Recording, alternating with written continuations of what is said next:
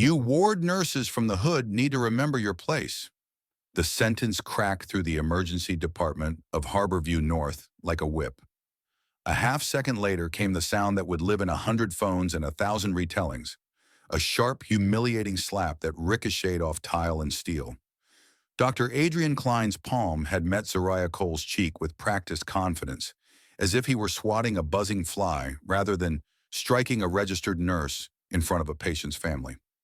Zariah stumbled back into a supply cart. A corner of stainless steel kissed her shoulder hard enough to send a stinging nerve down her arm.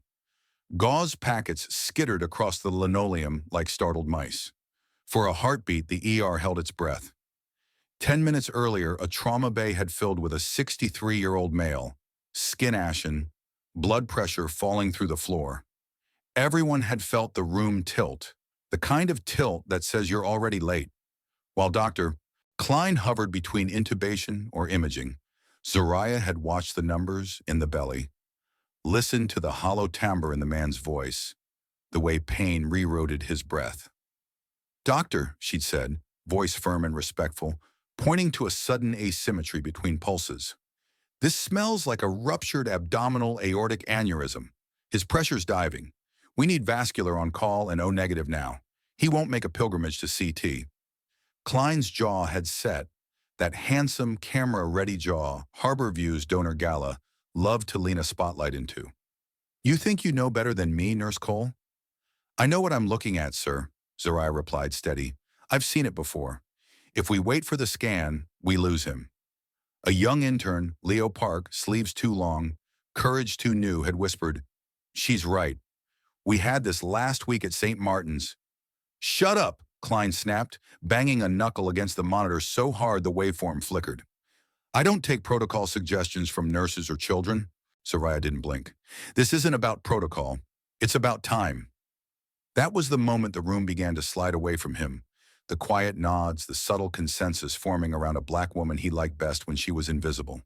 He stepped into her space, the air between them sour with coffee and contempt. "You want to play doctor in my ER?" he growled. "Fetch the crash cart like you're supposed to." He shoved the tray. It clipped her hip. She reeled. Syringes rained. And then the slap. Clean and theatrical, like he'd practiced it in a mirror. No one moved. Not because violence was rare in medicine, but because this time it was naked. No jokes to cover it. No half smiles to pretend it didn't happen. The patient's daughter, a middle-aged black woman with a trembling mouth, whispered, "Did he just—" before finding her full voice. "Are you serious? She's the only one who's tried to help my father." "Ma'am," said Dr. Victor Ames, another attending, folding his arms like a verdict, "please stay out of clinical discussion. This is a hospital, not a town hall." "It's a stage," the daughter shot back, stepping forward, "for men like you to play God and call it medicine." Around them, techs exchanged glances. An older man in admitting muttered, "Call security. That's assault. I saw it."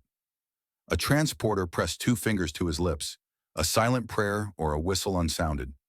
Zariah straightened. Her white sneakers squeaked against polished floor. Blood slipped down her forearm from a split elbow. She reached for a fallen gauze packet, pressed it to the wound, not to hide pain, but to tend it. Then she turned to the trauma bay and said, "Calm as winter. Type and cross. 4 units. Vascular now. Put him on a pressure bag." Even Klein, mid-rage, flinched at the authority in her tone. He delayed 5 seconds. 5 seconds Zariah would remember like a lifetime. Then barked the orders as if they were his. The team moved. Later they'd confirm the diagnosis she'd called in under 30 seconds. Later he'd pretend her voice hadn't been the bridge between a living man and an obituary. But right now the ER's silence reassembled itself into noise.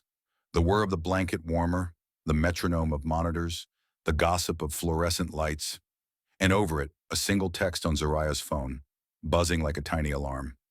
"Boardroom C, emergency session in 15 minutes. Director asking for you." She said nothing to anyone. She slipped through the locker room door, the metal handle cool against her battered palm. Inside, the humming solitude only hospital staff understand. Metal lockers scuffed by lives. The citrus bite of institutional cleaner. The soft static of a vending machine thinking about sugar. She opened her locker. Behind spare shoes and a pressed scrub top hung a leather folder, edges worn, contents curated like a case file no one wanted to read. Time-stamped emails, formal complaints acknowledged but unanswered, witness statements unsigned and filed to oblivion, a spreadsheet of dates and slurs, shifts and bruises.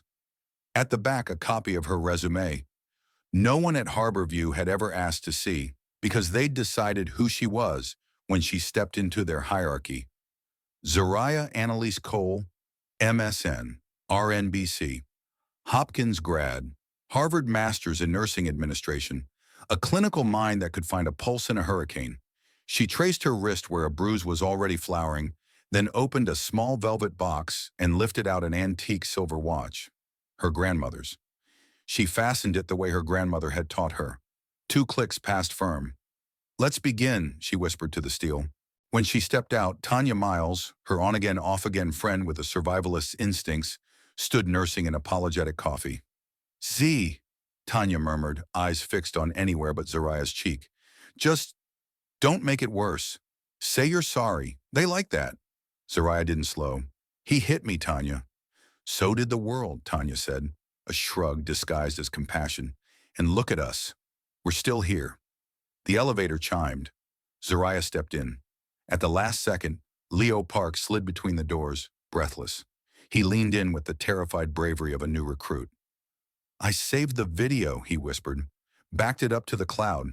If they erase mine, there are 3 more." "Good," Zariah said, voice soft.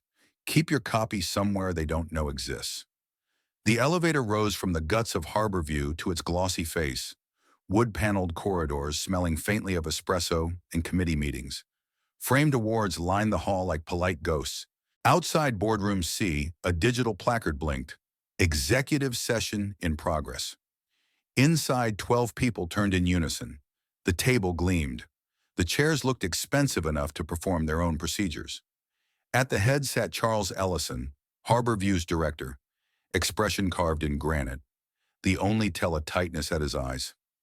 No one in this room, save one, knew that Zariah had spent Sunday dinners at his kitchen table as a child.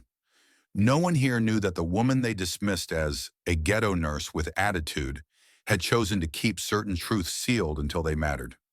"Ms. Cole," said Roland Greaves, the board chair, voice like fine gravel. "Are you injured?" "Only a little," Zariah answered, brushing 2 fingers along her cheekbone. "The more serious injury is cultural." "A complaint has been filed," Greaves continued, papers aligning in front of him, "by Dr. Adrian Klein. It alleges your insubordination disrupted care." Zariah looked to Leo. He swallowed, tapped his phone, and cast to the wall screen. The room filled with the ER's soundtrack, the clatter of the tray, the slap, so loud through a microphone meant for heartbeats, and Klein's clear sentence, "You ward nurses from the hood need to remember your place." The silence after wasn't empty. It was verdict-shaped. A woman on the far end, Dr. Elaine Moreau, pediatrics, covered her mouth. The hospital counsel began typing like rain. "Where was this recorded?" Greaves asked, throat clicking. "Bay 3, Zariah said. 16 minutes ago. There are other angles." "Why didn't you bring this sooner?" Elaine asked, voice unsteady. "I did," Zariah replied, sliding her leather folder onto the table. "For 5 years, 49 incident reports, 23 emails to HR, 8 to risk management, 2 to this board through proper channels. I documented every shrug." She clicked to a single slide on the wall. 3-phase cultural safety initiative. "Phase 1, she said, body cam style capture on high-risk interactions, consent compliant, privacy protected. Phase 2, anonymous reporting with mandatory response in 72 hours. Phase 3, bystander intervention training, because silence is learned and so is courage." Greaves stared like he'd found a tiger in his pantry. "What exactly is your end state, Ms. Cole?" "That the next nurse who speaks up doesn't have to bleed to be believed," she said. A pulse of stillness ran the table. Then quietly, Charles Ellison spoke for the first time. Not as her godfather, not as the man who'd taught her to tie a tie for a middle school debate, but as Harborview's director. "Ms. Cole," he said, choosing each word, "you'll need to disclose something. to the board. She didn't hesitate. Secrets had been armor. Now they were dead weight. My birth certificate lists the wrong father, she said, meeting their eyes. It lists the man who left before I had teeth. The man who raised me, the one who taught me you don't run from fire if someone's still inside, is sitting at this table. I never pulled that thread because I wanted to see the fabric as it was. You have now seen it too. A ripple of discomfort. A man from development coughed into his fist. Someone scribbled nepotism and circled it like a talisman. Mr. Ellison recuses himself from any vote, Zariah continued, and my proposal stands on its own legs. Lawyers conferred in murmurs. Elaine Moreau lifted her hand.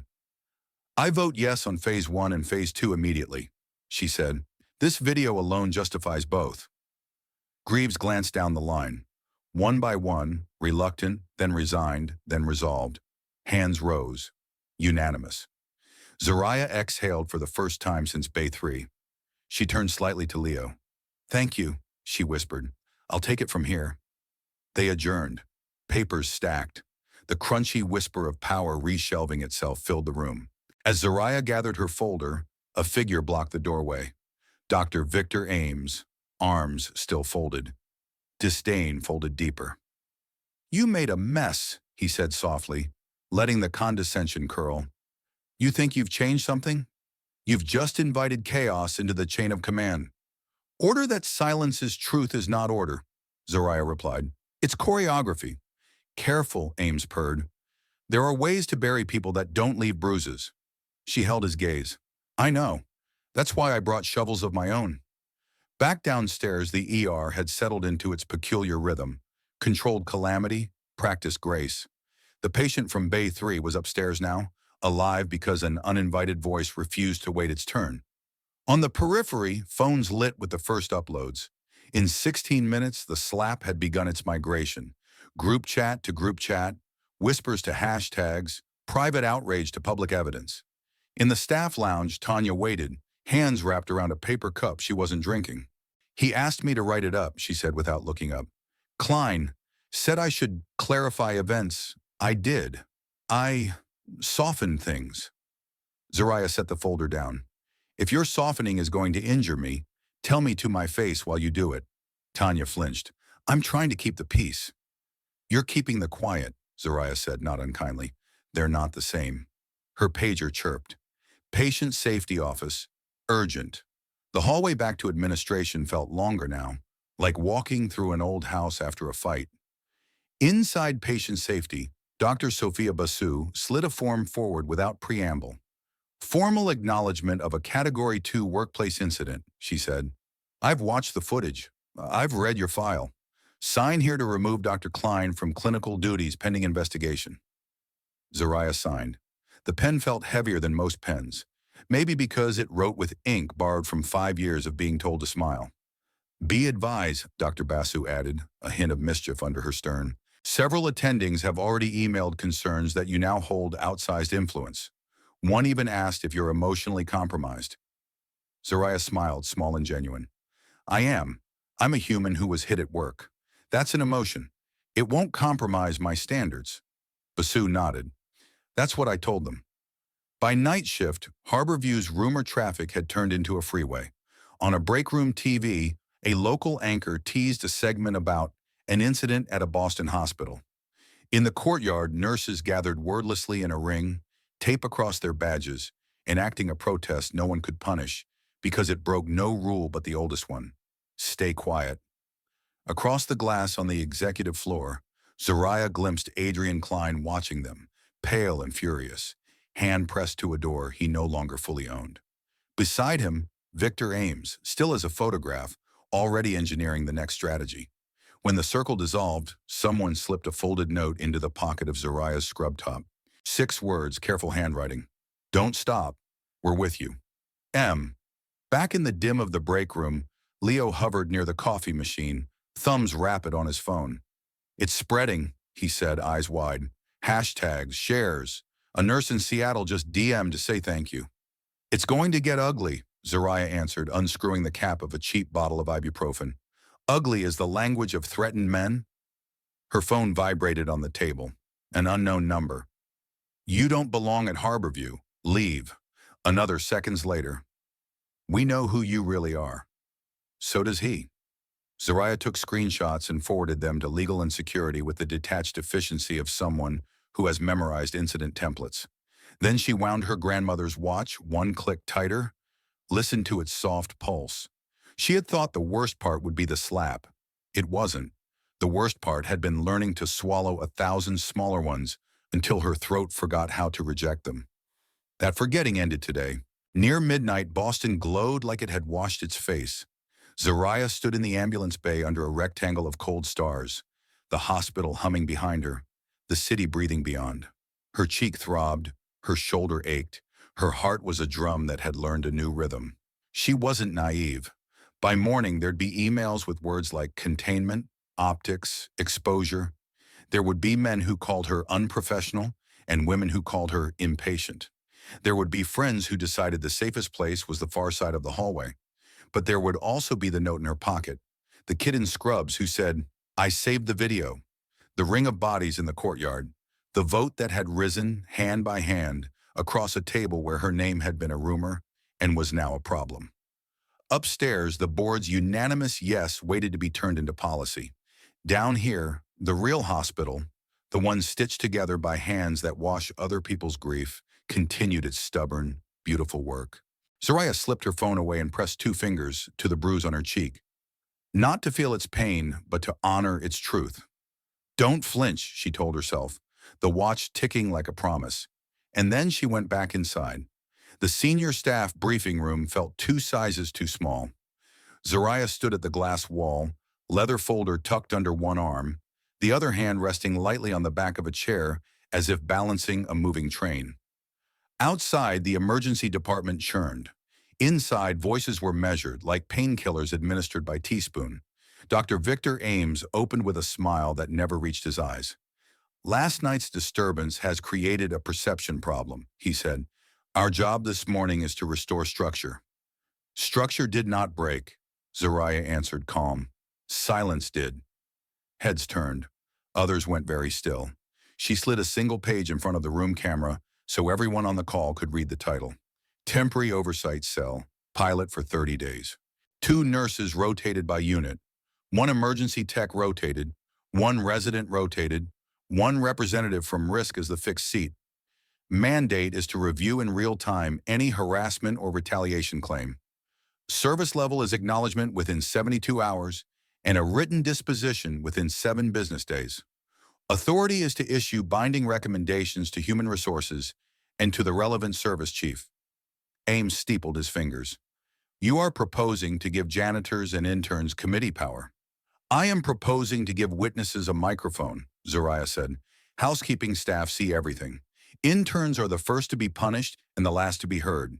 If safety is only measured by people with corner offices, it will always look pristine. Silence rippled.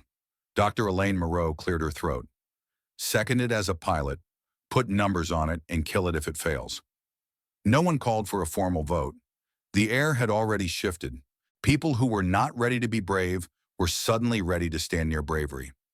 At noon, Patient Safety issued the formal memo. Dr. Adrian Klein is removed from clinical duties pending investigation. Badge access restricted, coverage redistributed. Human Resources followed with an email full of worthy nouns about respect and inclusion and accountability. On the floor, no one waited for poetry. Trauma rolled, babies cried, the coffee tasted like pen caps. Work kept working. Julia Kim shut the legal conference room door and set a yellow pad between them. The counter move is obvious, she said. Klein's counsel will paint you as a rage operator. We answer with boring power, timestamps, signatures, chain of custody logs for every minute of footage. The dull things win in court. Good, Zariah said. I believe in boring justice. One more thing, Julia added. Do not get baited online. They will push you to become a character. Do not be a story, be a system. Copy. By 3 in the afternoon, security pinged. Klein had tried a side entrance with an expired badge and was escorted off the property. He shouted something about my house and my rules. Leo forwarded the clip. Zariah filed it under patterns and predictable returns. That evening, the courtyard filled like a tide. No signs, no chance. Only a quiet ring of black tape across badges. Nurses, techs, housekeeping. 2 residents in white coats. Presence became policy. Behind the glass, Ames watched with the expression of a man looking at a number that refuses to round down. The backlash arrived with careful formatting. A post from a public relations firm that never discounts its rates called her a rogue nurse who used family ties and social media to undermine clinical command. The word that mattered was family. It was chosen like a scalpel. Zariah read the post twice, breathed, and let the cut miss. Truth does not need a title. It needs a witness. In the morning huddle, a new graduate asked, "What do we do if we are scared?" "Do not confuse professionalism with silence," Zariah said. "Document, report, link arms. Fear shrinks when we share it." They moved on to bed counts and a bed bug rumor. Someone laughed. Hospital life is always 2 inches from catastrophe and 2 inches from comedy, sometimes in the same minute. At lunch, Dr. Sophia Basu slid another form towards Zariah. "This codifies Klein's removal from supervision," she said. "Also, several attendings emailed concerns about your so-called outsized influence and your supposed emotional compromise. Those are their words." Zariah signed, "I was hit at work. That is an emotion. It does not compromise my calculus." "I told them that," Basu replied, a small smile trying to escape. "Also, watch Ames. He buries people with procedure." "I brought a shovel," Zariah said. An anonymous email arrived at 2:17 in the morning. Subject line read, "Not ghosts, paper." The attachments were scans and export logs from 2 prior institutions where Ames had improved residency outcomes in ways that felt a little too convenient. St. Martin's, St. Vincent's, contradictory performance reviews, timelines that matched retaliation complaints far too neatly, evaluations rewritten, rotations reassigned, some names blacked out, some not, no signature, 1 line at the end. "We moved to Boston because we were demoted for reporting. Do not let the map hide our feet." Initial V, Zariah flagged the packet to legal, copied it to a secure drive, printed 1 hard copy, and slid it into her folder. Paper against palaces. By noon, Julia had an answer. "If we elevate this, we will need a human being. Not just documents," she said. "Someone who will go on record." "Findable," Julia nodded. "A former intern named Sarah Vance. She left a private clinic trail in Roxbury. She filed a complaint 2 years ago at St. Vincent's and vanished soon after. If you call her, she may hang up. If you show up, she might listen." The Roxbury clinic smelled like alcohol wipes and sun-warmed paper. Sarah came out in gray scrubs, hair pulled back in a tight twist, caution wrapped around her like a cardigan in warm weather. She did not begin with hello. "I told the truth," she said. "It cost me a career." "I am not here to make you a symbol," Zariah replied. "I am here because he is still doing it." Sarah's jaw worked. "They said I smiled too much. They said I made men uncomfortable. Then I failed my evaluation. Interesting how those 3 things lined up." Silence did the work, persuasion could not. A breeze patted the leaves of a maple beside them. "Fine," Sarah said at last. "I will testify. Not for you, for the younger me who kept wondering if she was crazy." They sat behind the clinic, phones out, building a timeline that made more sense than rumors. Names and dates. Who was in the room? Zariah's notes turned into a small scaffolding for a larger truth. "Back then," Sarah said, voice thinning, "I kept waiting for a good man in a good suit to say, 'We believe you.' No one did." "Some of the good men are learning," Zariah said. "Some of the suits are changing. But I stopped waiting." The Ethics Council convened. Julia handed out packets. Elaine Moreau sat forward. Sophia Basu's pen tapped like a metronome.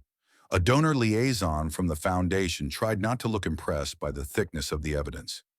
Ames arrived with 2 attorneys and the careful certainty of a person who has not touched a bedside in years. The council chair read the allegations. Abuse of authority, retaliation, interference with safe reporting channels. Zariah presented with the patience of the tired but prepared. Table of contents, then receipts. They did not play the slap video. They did not need to. They played something quieter and more devastating. The small civil threats that make a culture sick without leaving bruises. Watch your tone. You are not a team player. We will revisit your evaluation. Then they played Sarah's statement, steady and clear. Then Tanya's voice, cracking as she confessed her part. I watered complaints.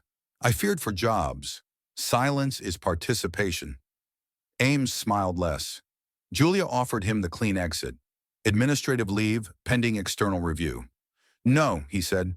I do not yield institutions I have built to a rogue nurse. You chose the wrong verb, said Charles Ellison from the far end. His voice was soft and very sharp. We are building. You are leaving. The board voted. Leave effective immediately. Badge revoked. External regulator notified. Security never touched him. 2 guards stood near. Power understood proximity. Zariah did not savor anything. She went back to work. She wrote the implementation memo. Scope for body camera style capture. Privacy guardrails. Data storage and chain of custody.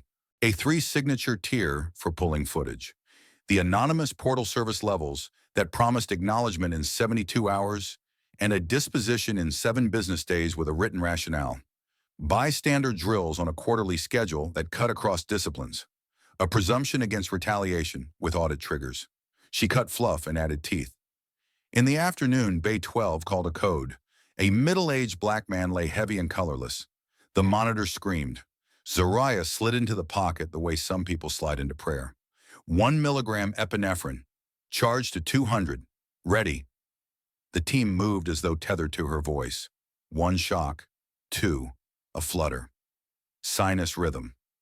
The room exhaled. The man would live. At the door, his wife cradled Zariah's hand in both of hers. You are the nurse, she said, eyes wet. From the clip. I am a nurse, Zariah answered. From this room. Thank you for saving him, and for the other thing.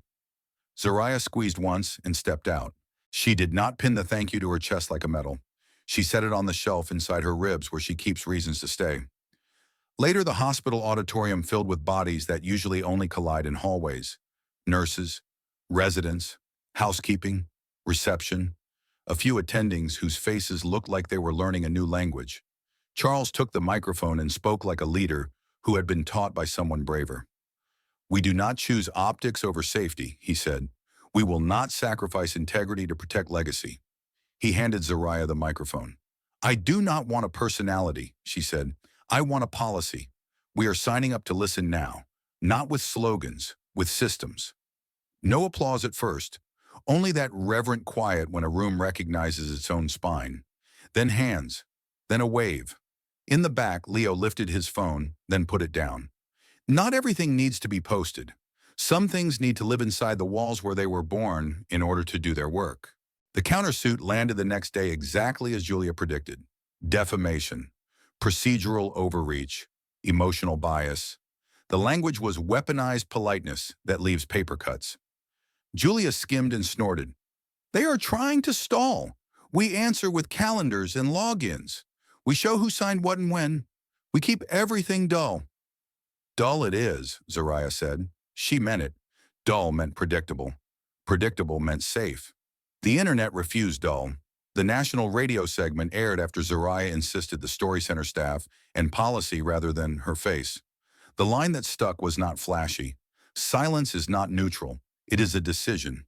Former employees wrote in. Anonymous tips multiplied. Patterns overlapped like fingerprints. What had felt anecdotal turned into a lattice. At 5:40 in the evening, an email arrived from the mayor's office. Civic commendation for Harborview's cultural safety initiative at the Health Equity Summit. Zariah replied that she would accept only if nurses and techs in housekeeping stood on the stage with her. A pause, then a yes.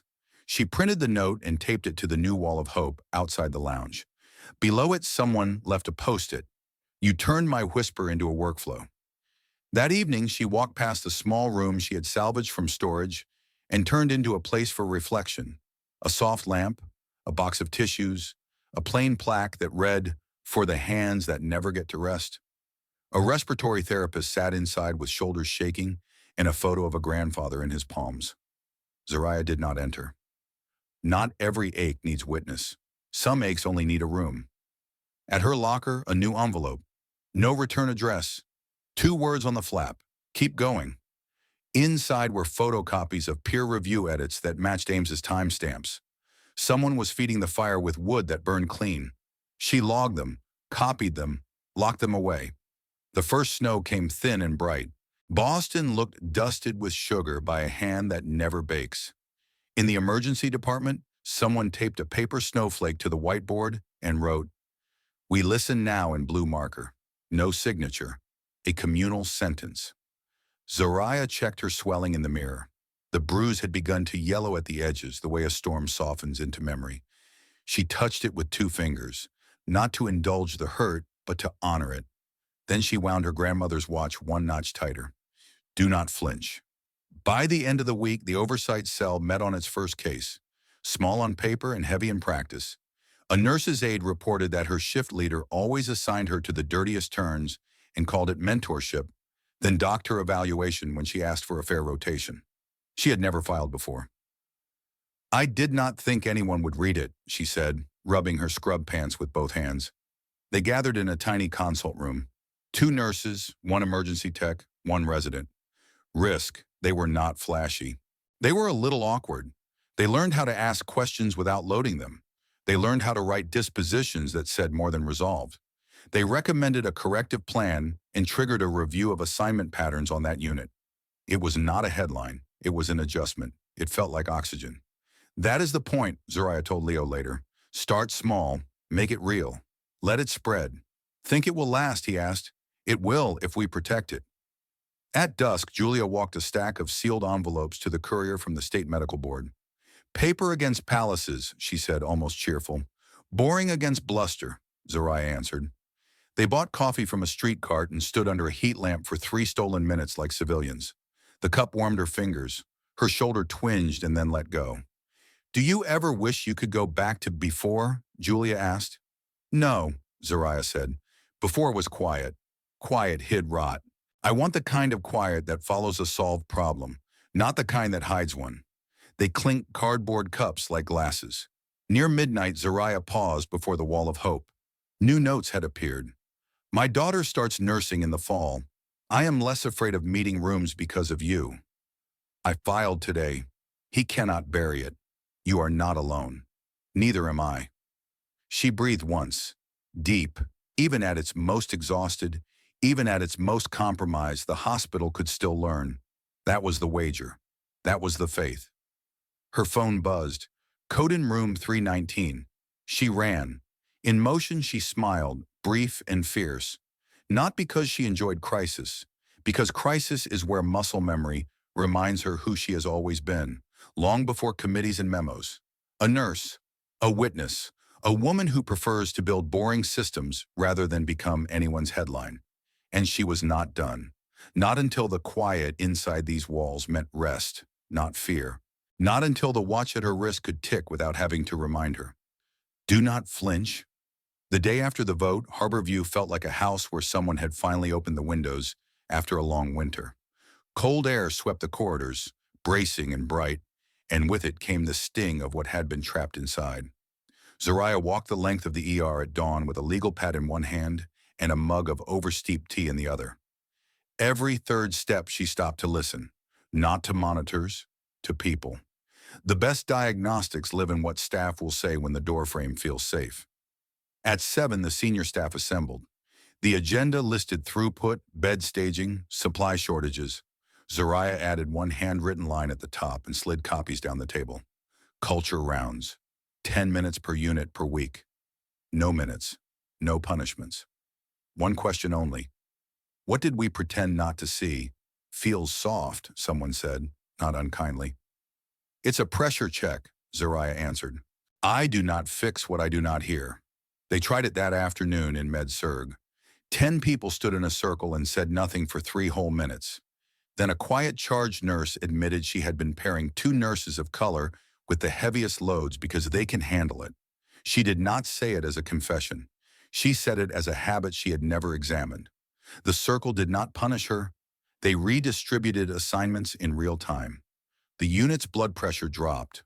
The temporary oversight cell took its second case, A resident reported that an attending routinely mocked accents during dictations and called it humor.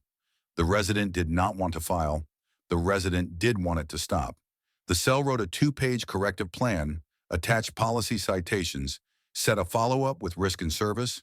They built a small bridge between cowardice and courage and invited a whole team to walk across. Backlash learned new tricks. Anonymous text gave way to formal letters in careful fonts. The letters did not threaten directly. They warned of brand damage and community perception. They used words like discord. Zariah read them with a pen between her fingers to remind her hands they could still write policy and not only clench. In the afternoon, an email from the parent foundation informed Harborview that external observers would shadow select meetings. "We applaud your enthusiasm," the memo read, "and will ensure alignment with enterprise goals." The sentence wore a smile that didn't show teeth. Alignment can mean support. It can also mean constriction. Zariah printed the memo, highlighted nothing, and slid it under a paperweight. She did not need the ink to remind her. Julia briefed her on the countersuit. "Discovery will ask for your messages," she said. "We will hand them everything boring. You are very lucky you are boring." "I have never been so flattered." "Also," Julia added, tapping the folder, "the State Medical Board has opened a parallel track. They want to interview you in the oversight cell. Keep answers clean. No adjectives required." Copy. At noon, Leo found Zariah by the crash cart cleaning the drawer labels. "I know it's not my lane," he said, "but are we ever going to talk to the community about what's going on? Or are we just going to keep building this inside the walls?" "We are going to talk," Zariah said, "but we will not center our drama. We will center our duty." By Friday, the Health Equity Summit invitation turned into an agenda item. Zariah insisted on a staff lineup that looked like a shift, not a photo op. Housekeeping, security, registration, a new grad, a lifer.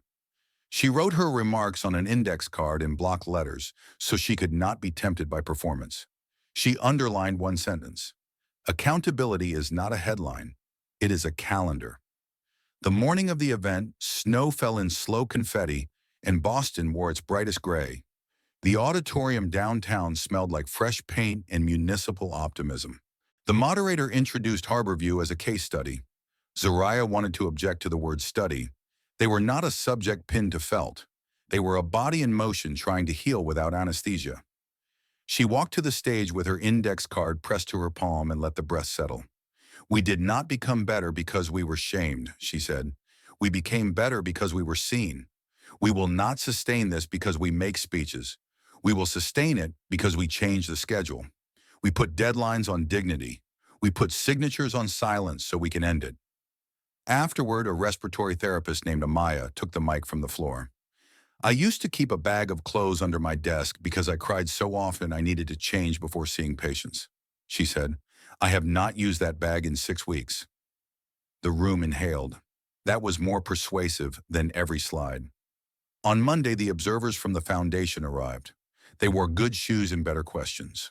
"How do you prevent false reports?" one asked, voice smooth as a hallway. "We verify," Zariah said. "We define retaliation broadly, then we disprove it narrowly. We do not assume liars. We assume fear. Then we check our math." "And what is your denominator?" another asked, meaning money. "Retention," she said. "Less turnover, fewer agency hours, shorter onboarding, fewer malpractice payouts." She did not smile. She let the ledger talk. It often speaks the only language power bothers to study. In the hallway, someone had taped a photo of the silent circle from the courtyard. Below it, a note in tidy script. "I brought my mother to work once. She said the building felt like a church with all the prayers swallowed. I think we let some of them out." A rumor reached Zariah that Klein had been seen outside the parking garage at dusk. He did not approach anyone.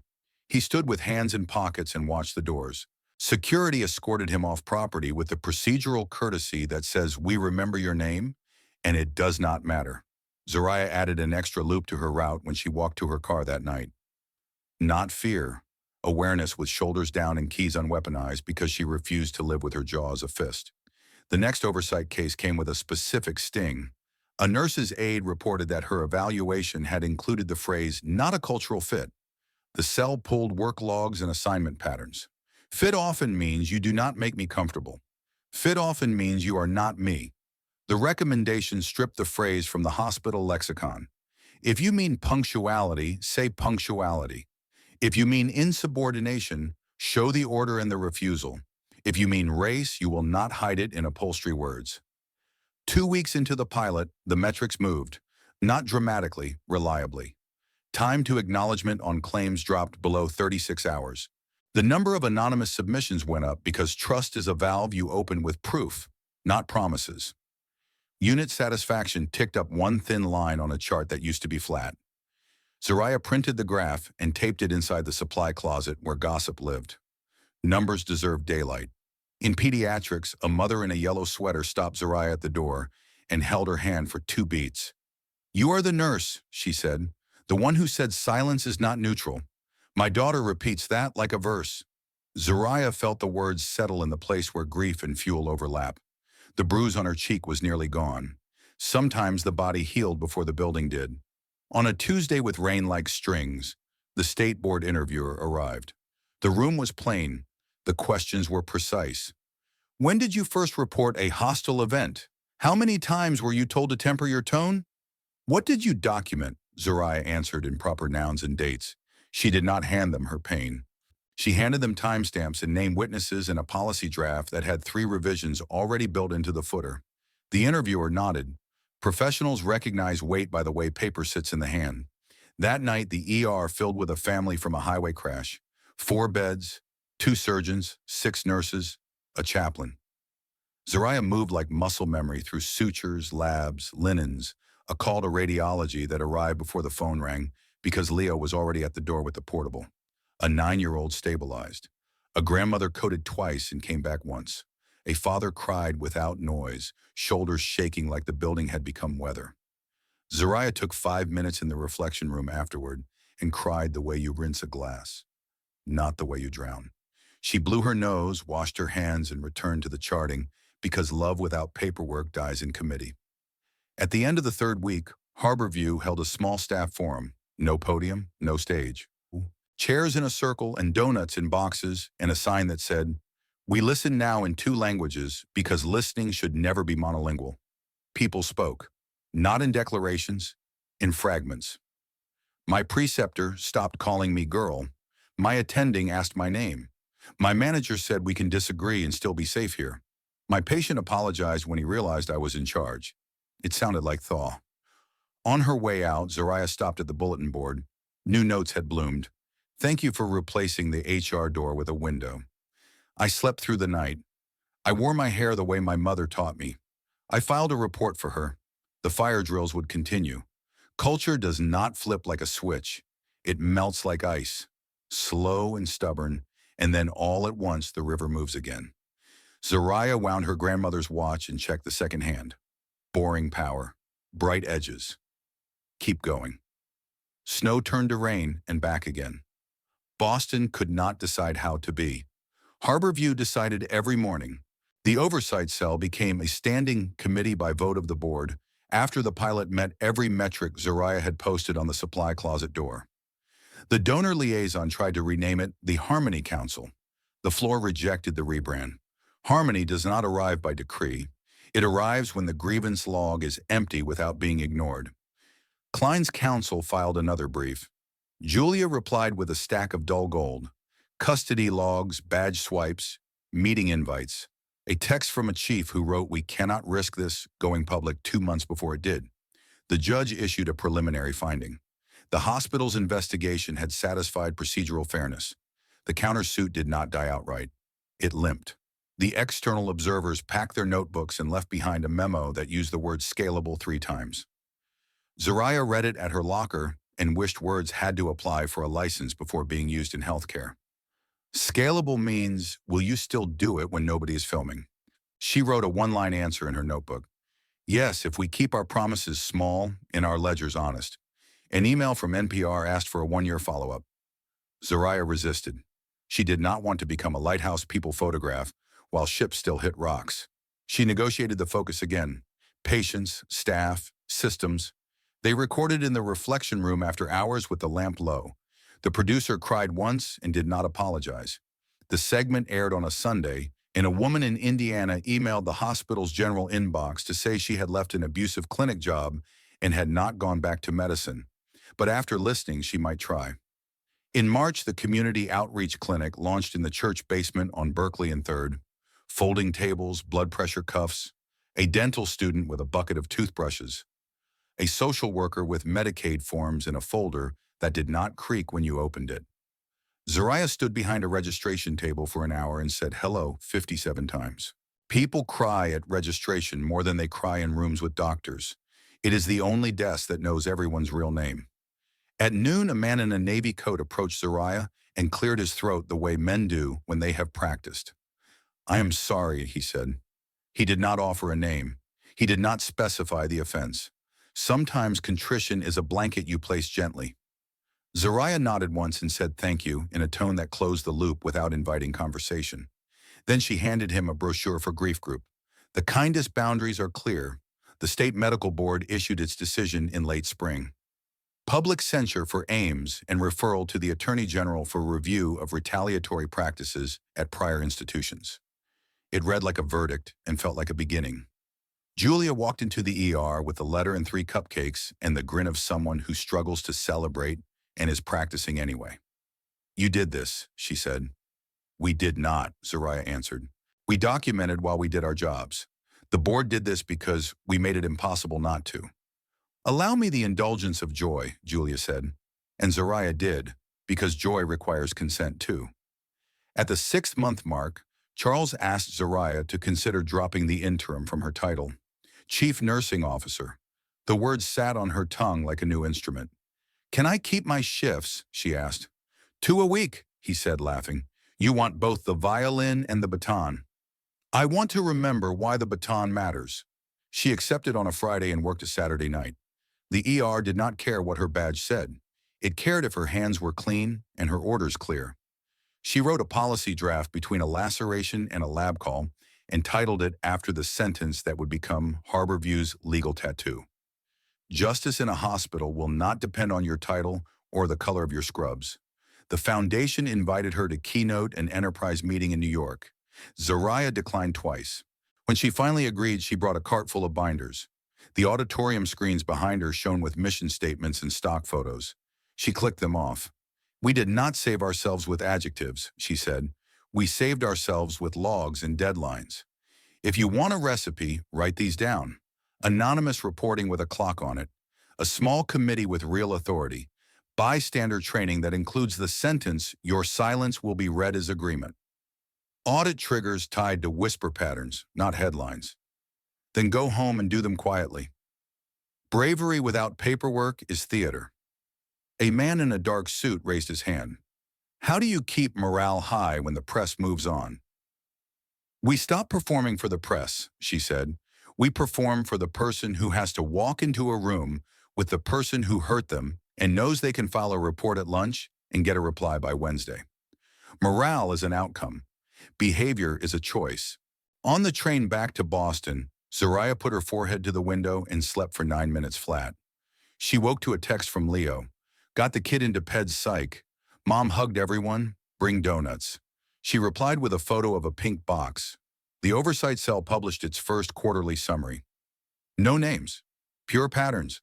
Excessive call-outs used to punish nurses who filed. New staff saddled with impossible assignments as hazing. Feedback delivered only verbally, so it could be denied.